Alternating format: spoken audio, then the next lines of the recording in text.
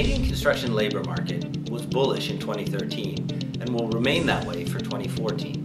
67% of employers say business activity will continue to increase this year, and 49% plan on hiring permanent staff. High-rise condominium and infrastructure projects across Canada are driving huge demand for talent. However, this activity is also fueling pervasive skill shortages, creating widespread workplace pressure. Construction professionals worry that despite the current substantial work, it remains highly dependent on the health of the economy. As a result, and uncharacteristically, candidates are seeking out opportunities with firms that have a solid pipeline of projects. Communicating future plans to candidates throughout the hiring process will help employers attract top talent. Nearly 40% of professionals say there is a high to extreme skills shortage in their sector. This shortage is tilting the balance of negotiating power in favor of construction professionals.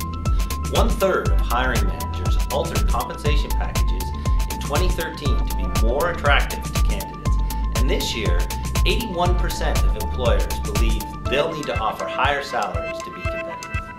The labour market will reap the rewards, as 40% can expect salary increases of between 3 and 6%. The property and facilities sector continues to be a hive of activity. 63% of employers say business activity increased in 2013, and 73% said that business activity will continue to increase in the coming year. In Western Canada, an increase in private-public partnerships is resulting in new hospitals and prisons in British Columbia. This is creating project management jobs at a local level. In Calgary, commercial office portfolios are being brought in-house rather than being outsourced to third-party property management companies, resulting in some layoffs. However, employers in other areas such as commercial retail are likely to take advantage of this available candidate pool for their hiring needs. Over the past year, a number of real estate investment trusts were established in the Winnipeg region.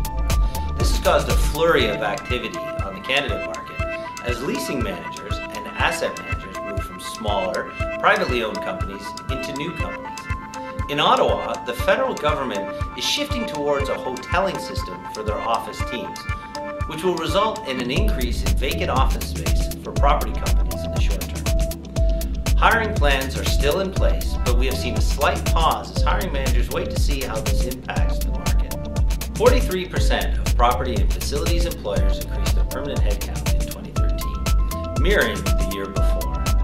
While that's positive, this can generally be attributed to movement within the market as opposed to new jobs being created. However, 2014 will see growth. 42% of employers plan on adding staff to their existing teams. Employers tell us that building operators are still in high demand across Canada. In Ontario and Montreal, candidates who have worked in data centers are particularly difficult to source.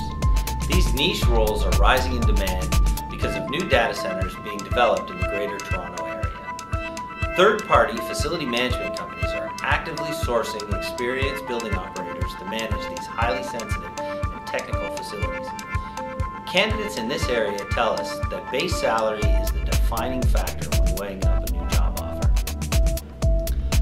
31% of employers in property and facilities have increased salaries by 3 to 6% over the last 12 months, and 33% plan to do the same in 2014.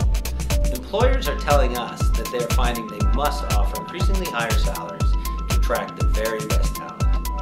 For an in-depth analysis on trends, forecasts, and salaries across all industry sectors, visit hayes.ca/salary.